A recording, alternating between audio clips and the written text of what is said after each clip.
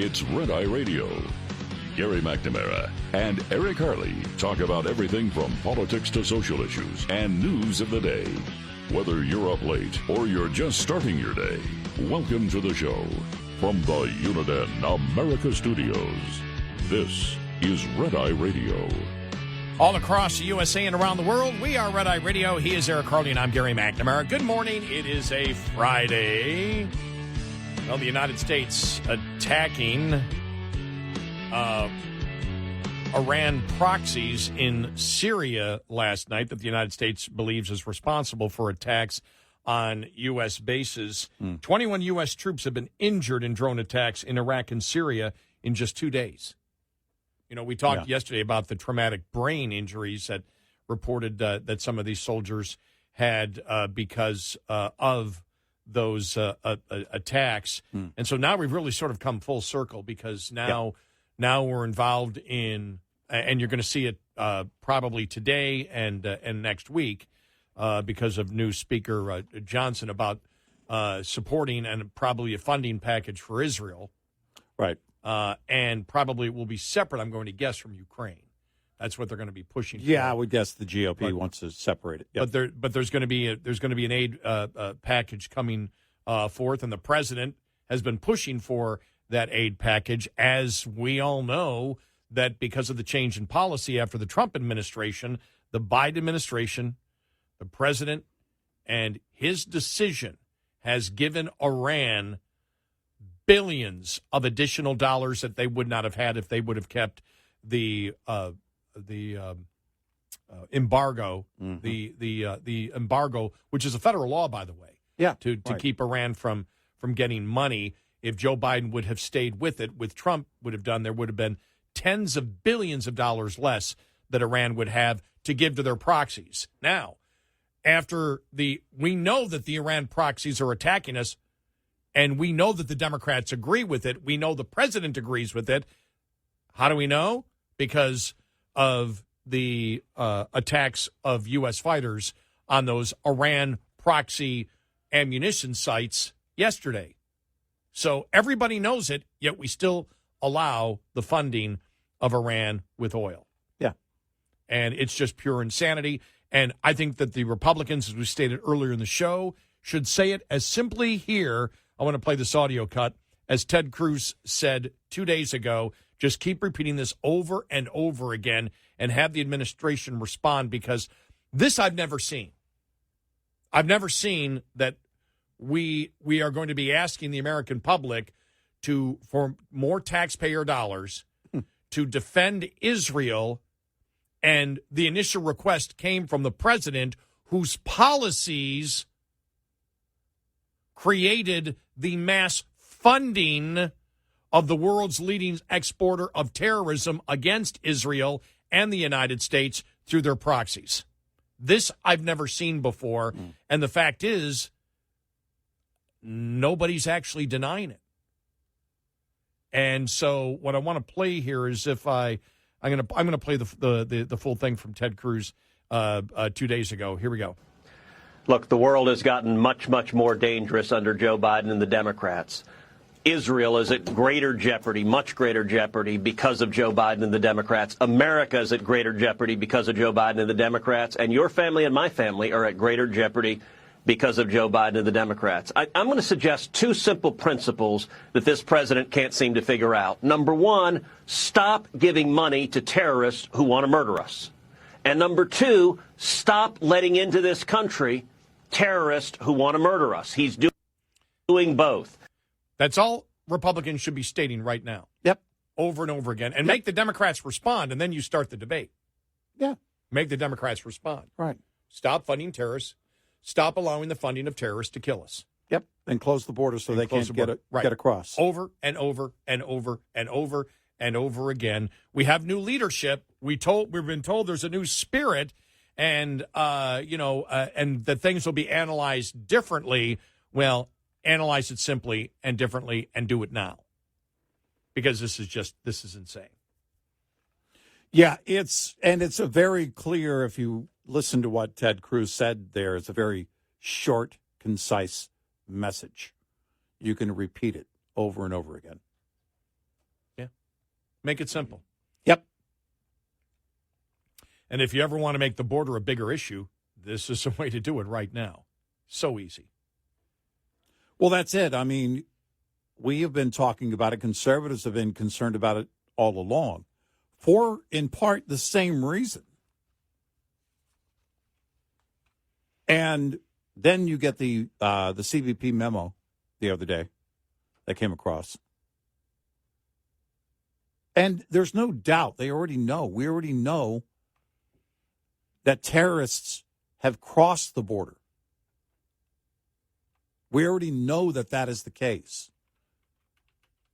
We know how many they've apprehended. Then you have to account for gotaways. You have to account for those that don't even qualify as gotaways, and those are the ones you don't even know about. The question is how many? Because one of the things that was brought up, and I asked the question right after the attack on Israel, how many if Hamas and all of if Iran's proxies are Hezbollah, Hamas, and then all the other terror groups right now are planning something big, then wouldn't you have put that into motion before you went into Israel, before they attacked Israel? And did that happen? Those are the things we have to be greatly concerned about right now. The southern border is controlled by one of the other enemies, the cartels. The cartels help terrorists get across. We know that. So my question is, what is intel showing right now? If Israel missed Hamas's attack, because Hamas had abandoned a lot of the technology.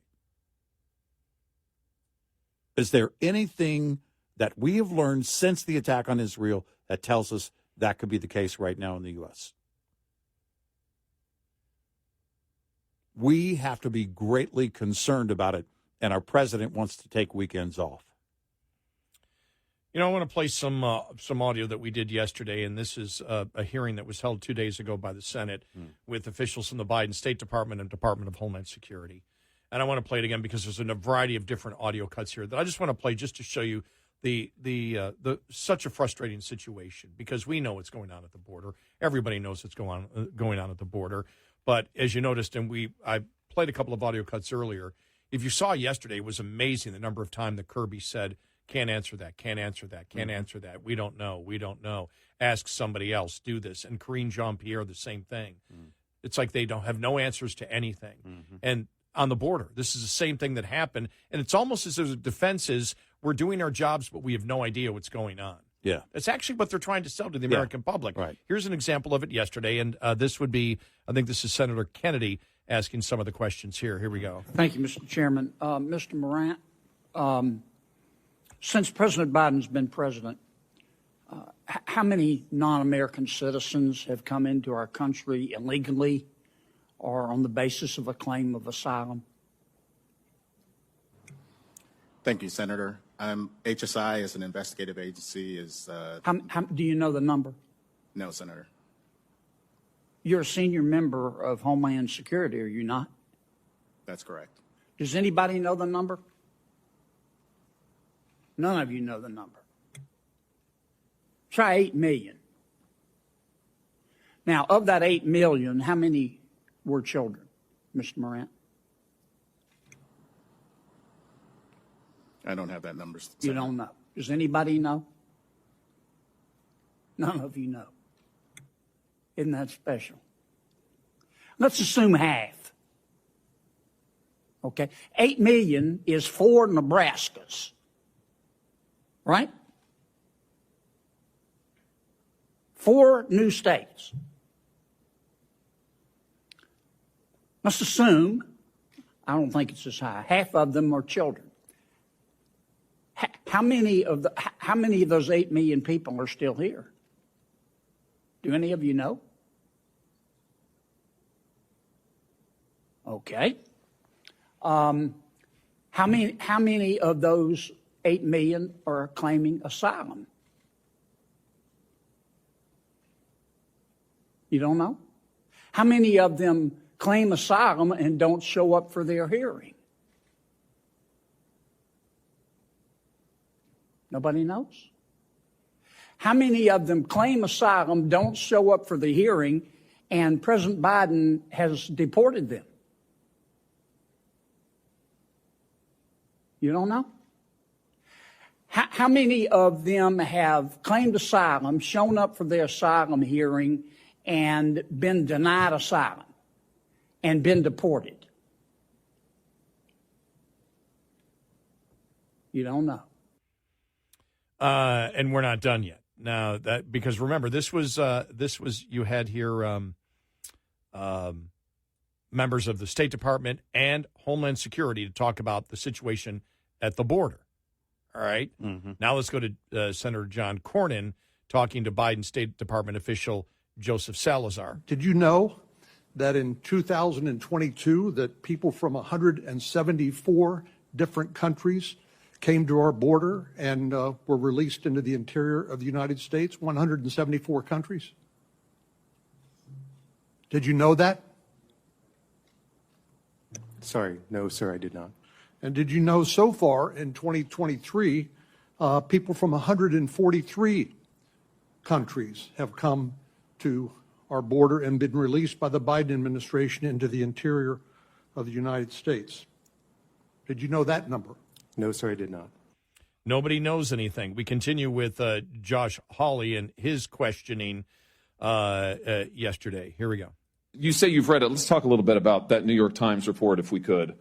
Here's a quote from the April 17th installment. Again and again, veteran government staffers and outside contractors told HHS, including reports that reached the secretary, that children appeared to be at risk.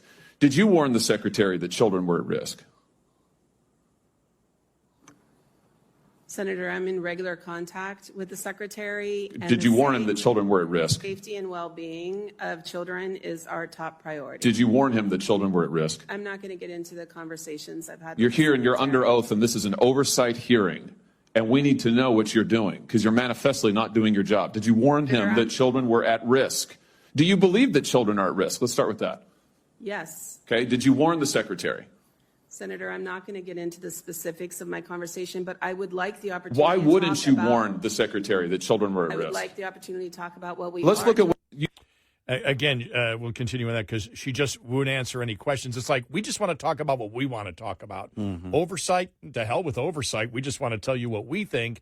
And most of what we think is we don't really know what's going on, but we're doing our job. Ms. Marcos, can I just start with you? You testified a moment ago to Senator Butler that every child gets a Know Your Rights presentation. Is that correct? That is correct. Is that before or after you release them to labor traffickers? Senator, every child that comes into our care gets a Know Your Rights presentation as well as... Have you read these New York Times reports? These stories, the series of stories the New York Times has done on the children who are in your care. Have you read them? Yes, I have.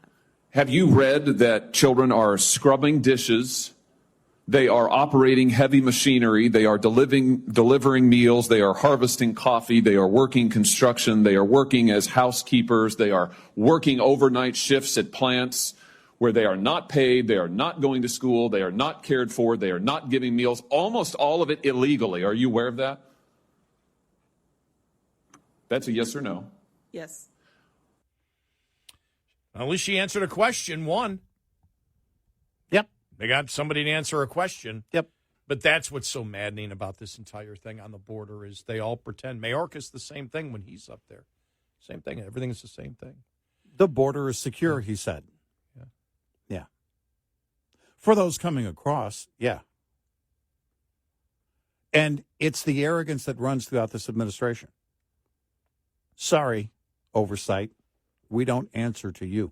Actually, you do. You do. 866-90-RED-EYE. This morning's USDA Farm Report is brought to you by House Products.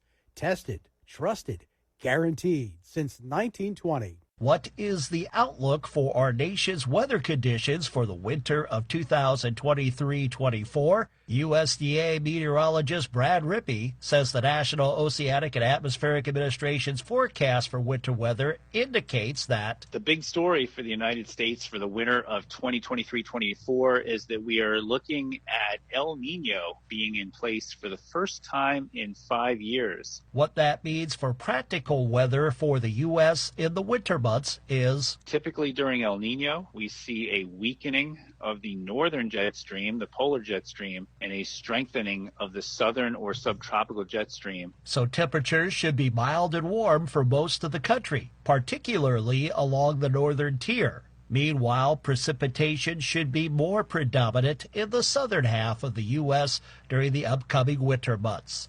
I'm Rod Bain reporting for the U.S. Department of Agriculture in Washington, D.C. This report brought to you by Cenex Fuels and Lubes.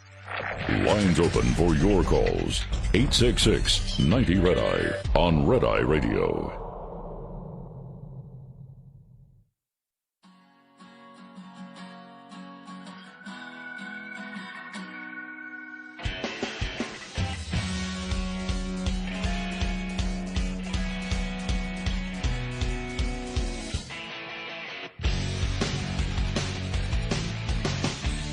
It's Red Eye Radio. He's Eric Harley, and I'm Gary McNamara. Well, the intensive manhunt still underway for the suspect, and they're now calling him a suspect, not a person of interest. Robert Card, facing an arrest warrant for 8 counts of murder, should be considered armed and dangerous, police have said, but that manhunt's still underway. Interesting, they said, they found the car near a dock. Yeah. And wondered if he took off on a jet ski or had a jet ski there or whatever. But if that was the case, he's going to be limited in range,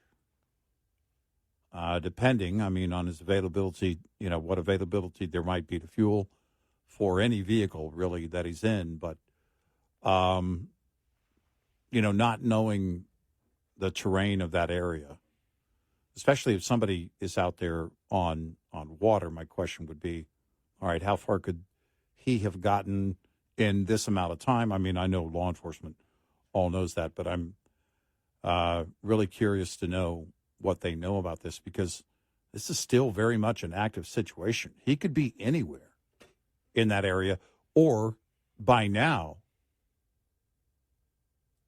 it's been well over 24 hours. Even if he was traveling by vehicle, you can get halfway across the country. So hopefully they find him soon. And in a rural area, sometimes it can be very tough. Remember a couple of years ago, the 2 prisoners in New York that escaped? Yeah. And what that was, a lot of frustration there, but there are a lot of places to hide. Yeah. It's well, and if you look at least some of the, and I'm not familiar with Maine, but certainly in some of the video that's come out of that area, like with any area, there's a lot of heavily wooded places that they can that a person could hide in. And it also depends on. I know that the local and state resources, they're just pouring everything they have into this. In fact, officials at the Canadian border said they're aware of the manhunt, so they've been alerted. Then you look at the BORTAC unit, the U.S. Border Patrol agents from an elite tactical unit known as BORTAC have joined the ongoing manhunt for Robert Card. So we're using now pretty much every level of government and resources to find him. Hopefully they do that soon.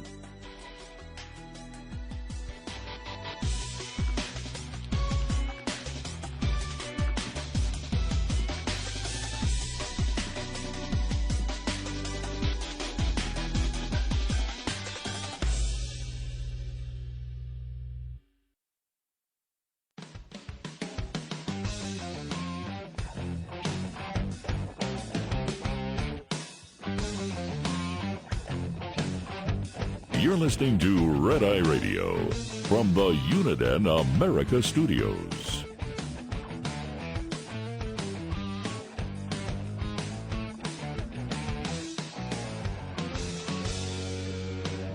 It's Red Eye Radio. He is Eric Hurley, and I'm Gary McNamara.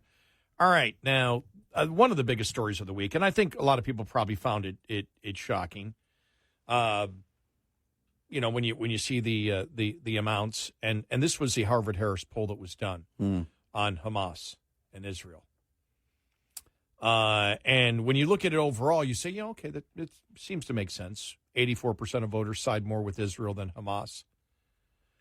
But, ages 18 to 24, only 52% agree with Israel. 48% agree with Hamas. Ages 65 and plus, 95%. You go through the other shocking ones. There is the one where, let me just see. I want to be able to get it, but it was shocking when you looked at. I've got so many numbers in front of me here. I'm actually looking at the poll where it showed that when you actually asked about Hamas, there was one of them where 52% of those 18 to 24 agreed with Hamas, and a significant portion called it genocide, but still agreed with the genocide. And you say, what in the hell's happening here? And what you found out was, the higher educated these young people were, the more likely they were to support Hamas. And it just shows you what's going on in our schools. Everything seems to make sense then when you look at the fact, as we said, if you can convince somebody, if you can bully them, if you can intimidate them, if you can threaten people to lie, because most people know that a man can't be a woman, or are they willing to buy into something like that? But how do you get in the United States of America where you have 95% of people over the age of 65 that understand Hamas, and half of young people 18 to 24 believe that Hamas is doing the right thing and that genocide is acceptable? How in the world do you get there? Now, the only thing, and I looked at the entire Harvard-Harris poll, because it was a huge poll, and it went through, the favorability of different candidates and everything, all the normal stuff that they do. Right. Everything was broken down into Democrats, Republicans, and independents, except when it came to Israel and Hamas. Nowhere do they break it down into politics, and what they say is there's a generational gap. Yeah, right. And I went, well, yeah, okay, you can make that case overall. There's a generational gap. 95% of people over the age of 65, when all grouped together, believe that Hamas is wrong for what they did. That would tell you that most Democrats in that age group, right, did, right. But when you break it down and you roughly 50-50 for young people 18 to 24, break that down. I guarantee that there is a huge differentiation between those who call themselves liberal Democrats and conservative Republicans at that age. I guarantee it's huge at that point. Yeah. But they didn't include that. There is no what political party, where do you stand? Are you Democrat, Republican, or an independent? It doesn't exist for that at all. Yeah, it's which is interesting. But does it, because when you break it down, it really isn't just about age demographics. But once you get above the age of 65, it is. So my question is, why? Why is there such a generation gap? Is it because the younger generation doesn't know the history? Do they feel so removed from everything that it doesn't apply? The social media mindset, looking at your phone, clicking a like button, you're voting on things all the time. You're taking a side all the time. And if you don't apply history, if you don't know the truth, then you're just going to click. You're just going to, issue a response in this case. Because if you get to 95% in the older demographics, well, it tells me, because you just do the simple math, we're folks that have been around longer. And we know the history. We understand it. 32% of those 18 to 24, 32%, believe that Hamas terrorists killed 1,200 Israeli civilians by shooting, raping, and beheading people. 32% believe that's a false story. It didn't happen. 53% of those aged 18 to 24 believe that Israel rules Gaza and not Hamas.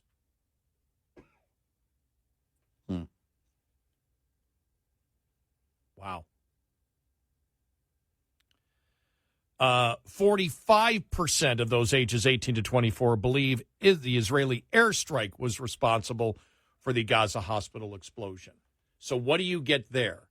Roughly half of those young people have the facts completely wrong. Yep. And that's it. I mean, and you've got half that believe that Hamas was justified in what they do, even though some of them believe they didn't do anything. Apparently, I don't. Right. I don't. Here's the thing. You and I've talked about in polling here. You ask a question, you see one question answered a particular way, and then the next question that's asked, you look and you say, well, it doesn't make sense. How can people believe that if they believe this in this next question? And this is one of those points in a survey that you see right there. Mm-hmm. Yeah. If in this situation you still have a great deal of ignorance, I don't know how to cure that. Because there is no way you can convince me it is not willful ignorance. You have to be putting the blinders on yourself. And that's the only way you get to that point. When you don't know the truth in a situation like this, which is the story globally right now, if you don't know that truth, it's because you choose not to look. You're wearing the blinders, your head's in the sand, wherever your eyes are, they're not on the truth. And so you can respond this way. And it's out of willful ignorance. And it's dangerous. It's dangerous because it lends then political power to the enemy and also steals political power from our allies and domestically. If both sides right now and all generations right now were outraged, as many of us are,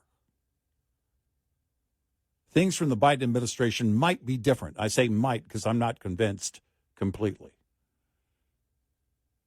But I don't know how we're not all in unison at the top of our lungs, shouting, do something, cut Iran off, seal the border. That's my question. Do they even know that? Which is why you and I said how Ted Cruz phrased it. Yep. Stop giving terrorists money. And because of now it isn't our taxpayer dollars going to them, but it's the behavior of the change in policy which has given them the money. We control that embargo. Which the U.S. was in control of. Yep. We control that embargo. Right. And we also tell everybody else in that region, you got to pick a side right now. We're cutting Iran off. They are, here and now, a pariah. Here's something, and this is on a different part of the poll here, because this happens to be right beneath the Israeli and Hamas part of the Harvard-Harris poll. you and I asked the question, why was there such, after Emmers, bowed out very quickly, why did, within a period of hours, I mean, as soon as Johnson, even though you had, I think, 33 defectors from McCarthy, what happened? How did they all come together so quickly? Well, over a week before, when this survey was taken, 62% of GOP voters say the Republicans who ousted McCarthy are hurting the Republican Party. And that was a week before, so you still had everything else that went through. Is that why? Is that why there was that, for example, Gates came out and said, all right, yes, great success. And we said, well, nothing's going to change. You're not going to, your initial goal is to shut down the government in 3 weeks. That's not going to happen. Right. And he's made it clear that they're looking for a continuing resolution that may be, go all the way till next year sometime. And we said, why did he soften? Is that why he softened? Could be. Were the numbers, landslide numbers well, of Republicans saying, what are you doing? Because this was over a week before this ended. 62% of GOP voters say the Republicans who ousted McCarthy are hurting the Republican Party. That's Gates and the other, was it 8? Mm-hmm. Yeah. Yep. And I hadn't seen that number. I didn't know. I hadn't seen a poll. Now, we were on vacation, but I still had not seen a poll of Republicans on this. And so the Harvard-Harris poll was the first that I saw there on it, which is interesting, which is that the answer to the question? Because we've asked the question, what was it? Why did they? And was there a massive amount of frustration in that last week where people just went, come on, get it together. There are huge things going on. Well, that's it. I mean, you and I threw around the possibilities of things that they maybe in the halls they were learning about what might go down with Israel or what might happen and, what's going to be necessary and why they would need to get it together very quickly. That should be, by the way, obvious every day if you're in those halls. If you're a member of Congress, you should know this. But it's quite possible they looked at this and maybe they have some other internals that show. Because the last thing the GOP in the House needs in 24 is voter apathy. You need the opposite. You need the energy. You need every rank and file on board. 866-90-RED-EYE. Get in touch with Red Eye Radio, toll free at 866-90-RED-EYE.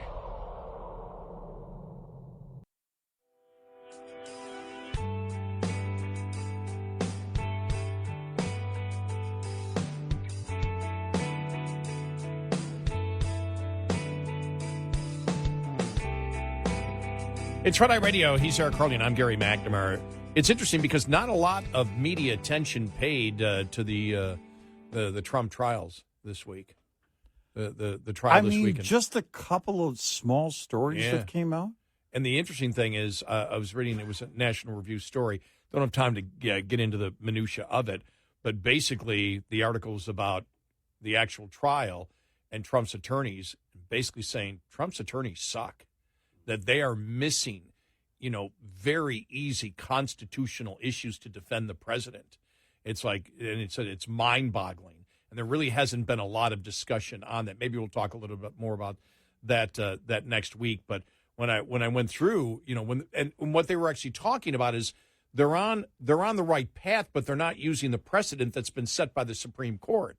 Basically in both of the issues there, that you've got key that in their actual arguments and legal briefs and arguments in court, they're not using the precedent as their argument. And it's like, can't figure out why. And one of the quotes was, can't figure out why or why they don't read National Review. And it says, basically, we're telling them this is a defense you should be using. Why aren't you using it? It made some great points. Because I'm like, well, that would be easy. If you've got this precedent and it's a free speech issue and you've got the Supreme Court precedent to back it up, well, you want that in your brief. Yeah. You want that in court as to, what you're going to, how you're going to defend the president. So I found that really interesting. And also Larry Elder is out and supports Donald Trump. I didn't know he was. I mean, yeah, we knew he was in, but he really was never really in. But yeah, I mean, I'm guessing the fundraising was, not great. There was a story out yesterday about a couple of the other candidates that really aren't bringing in any money. I have to believe a lot of right now, the donors are sitting on the sidelines because it looks like until something changes, Trump's going to be the nominee. So how much money are you going to spend? If you think he's going to be the nominee, you're going to save that for him.